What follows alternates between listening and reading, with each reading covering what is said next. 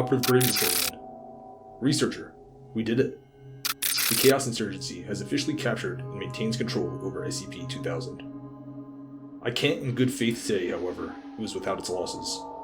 We lost many good men and women during the raid, people I've served with for years. The raid also left Yellowstone in rough shape. Geothermic eruptions and shattered Scranton reality anchors caused by heavy bombardment from Chaos Team Delta 6, Shock and Awe, are littering Yellowstone's immediate area. And pockets of local reality are disrupted due to our favorite type greens, Chaos Team Mu-1, main characters. But they give their lives for the betterment of our world and the shattering of the veil that has left the world in the dark for so long. By the Engineer's order, they will be honored posthumously with the Chaos Insurgency Medal of Humanity for courageous acts of valor and intrepidity, and going above and beyond the Insurgency's call of duty. Their names will also be added to every one of our bases in memoriam walls. Rebuilding will take some time, as well as fortifications. We have our Department of Reclamations and Reconstructions taking care of the infrastructure. And our Applied Thaumaturgic Ordnance Division are working with Marshall Carter and Dark and Anderson Robotics to acquire some anomalous defenses to stage around 2000.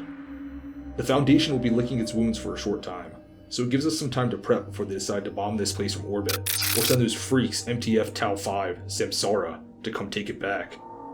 But we'll be ready. Delta Command has also approved of Operation Genesis Reversed. It is for us to use 2000 to rapidly expand our organization's fighting force. The Earth will tremble from the boots of our men, and the veil will be shattered. But enough of that for now. We have some work to do. Take a seat. Today we're covering SCP-106. Object Class Keter. Special Containment Procedures Revision 11-6. No physical interaction with SCP-106 is allowed at any time. All physical interaction must be approved by no less than a 2/3 vote from O5 Command, and may only extend to testing situations. All staff, research, security, Class D, etc. are to remain at least 20 meters away from the containment cell at all times, except for mandated maintenance and reevaluation checks. Containment cell must be held suspended in a secondary cell, the walls of which must be at least 30 meters distant from the outer walls of the first or primary cell. The secondary cells to remain under total observation at all times, and both be illuminated and clear of any and all debris. Any items, movement, or non-normal activity noted within the secondary cell will result in a full site lockdown. Lockdown will be maintained until a situation normal dispatch is issued by Site Command. Any corrosion observed on the primary cell, secondary cell, staff members, or other site locations within 200 meters of SCP-106 are to be reported to Site Security immediately. Any objects or personnel lost to SCP-106 are to be deemed missing/KIA. No recovery attempts are to be made under any circumstances. Note: SCP-106 does not have a docile state. Any reduction in activity or increased compliance from SCP-106 is to be deemed a luring tactic immediately preceding an aggressive action and treated as such. Note: SCP discontinued due to escape percentage. Revision 11-7. No physical interaction with SCP-106 is allowed at any time.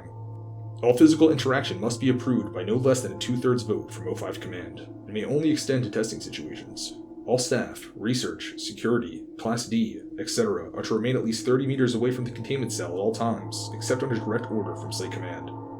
SCP-106 is to be kept within a sealed container comprised of 16 layers of lead-lined steel, each separated by no less than 18 centimeters of open space aside from minimal support struts. Said container is to be kept suspended by a continuous current system with a fluid medium. This medium is to be replaced in 48-hour cycles and constantly monitored for any corrosion intrusion. Any corrosion observed on any containment cell surfaces, staff members, or any other site locations within 200 meters of SCP-106 are to be reported to Site Security immediately. All objects or personnel lost to SCP-106 are to be deemed missing/KIA. No recovery attempts are to be made under any circumstances. SCP-106 does not have a docile state. Any reduction in activity or increased compliance from SCP-106 is deemed to be a luring tactic immediately preceding an aggressive action, and treated as such. Note: observation of SCP-106 has shown a slight resistance when passing through lead or other similar metals. Thickness of the material appears to make no difference. In addition, multiple layers of thin material appear to slow SCP-106, forcing it to enter and re-emerge multiple times. Fluids also appear to temporarily confuse SCP-106. Note: SCP discontinued due to multiple surface breaches. Agitation system continued to disperse corrosion during breach event, resulting in multiple breaches and full containment failure. Revision 11-8. No physical interaction with SCP-106 is allowed at any time. All physical interaction must be approved by no less than a 2/3 vote from O5 Command. Any such interaction must be undertaken if AR-2 maximum security sites after a general non-essential staff evacuation. All staff, research, security, Class D, etc. are to remain at least 60 meters away from the containment cell at all times, except in the event of breach events. SCP-106 is to be contained in a sealed container comprised of lead-lined steel. The container will be sealed with 40 layers of identical material, each layer separated by no less than 36 centimeters of empty space. Support struts between the layers are to be randomly spaced. Container is to remain suspended no less than 60 centimeters from any surface by ELO-IID electromagnetic supports. Secondary containment area is to be comprised of 16 spherical cells, each filled with various fluids, and a random assembly of surfaces and supports. Secondary containment is to be fitted with light systems capable of flooding the entire assembly with no less than 80,000 lumens of light instantly, with no direct human involvement. Both containment areas are to remain under 24-hour surveillance. Any corrosion observed on any containment cell surfaces, staff members, or any other site locations within 200 meters of SCP-106 are to be reported to site security immediately. Any objects or personnel lost to SCP-106 are to be deemed missing/KIA. No recovery attempts are to be made under any circumstances. Note: continued research and observation have shown that, when faced with highly complex/random assemblies of structures, SCP-106 can be confused, showing a marked delay on entry and exit from said structure. SCP-106 is also shown an aversion to direct sudden light. This is not manifested in any form of physical damage, but a rapid exit into the pocket dimension, generated on solid surfaces.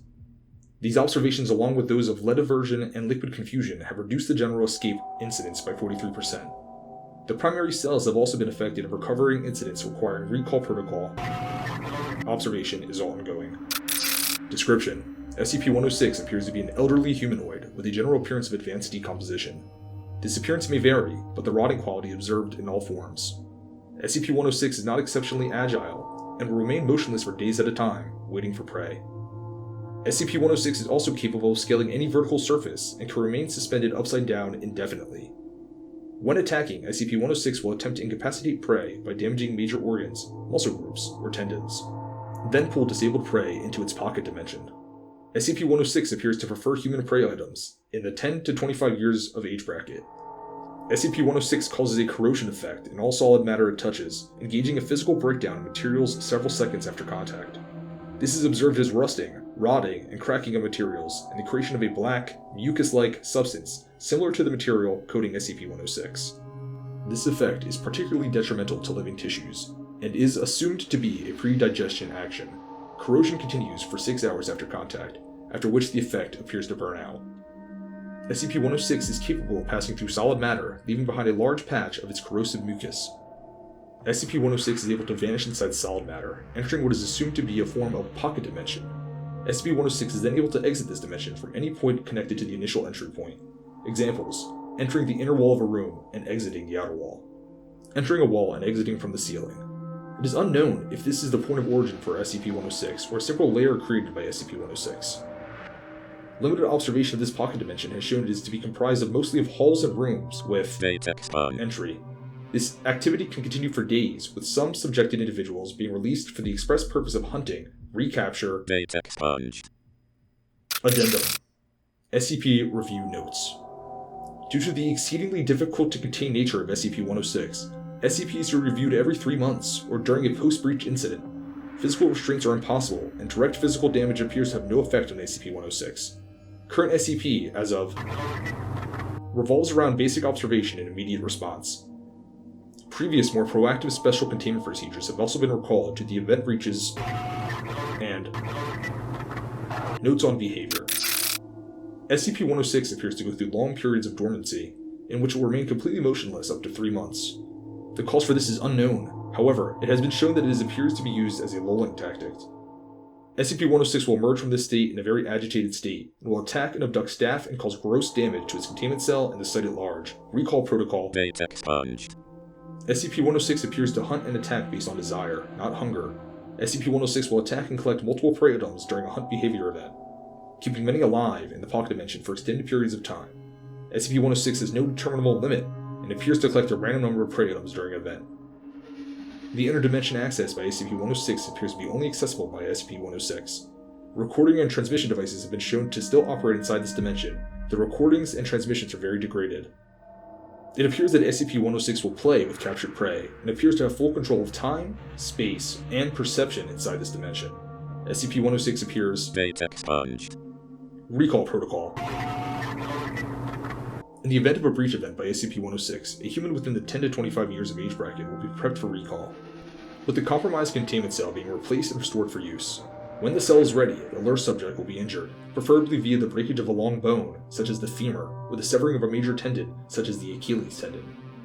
Lure subject will then be placed into the prep cell, and the sound emitted by said subject will be transmitted over the site public's address system. SCP-106 will typically begin to gravitate toward the lure subject within 10 to 15 minutes after hearing the subject. Should SCP-106 not respond to the initial broadcast, additional physical trauma is to be administered to the lure subject at 20-minute intervals until SCP-106 responds. Multiple lure subjects may be used in the case of major breach events. SCP-106 will typically enter a dormant state after finishing with the lure subject. In addition, subjects may Data expunged. Damn. I wouldn't want to be one of the unlucky bastards they use as a lure subject. This does seem like one of the anomalies the Foundation really does not want running around. I say we send this over to Chaos Team Tau 10, Troublemakers, and let them have some fun. That's all for today, Researcher.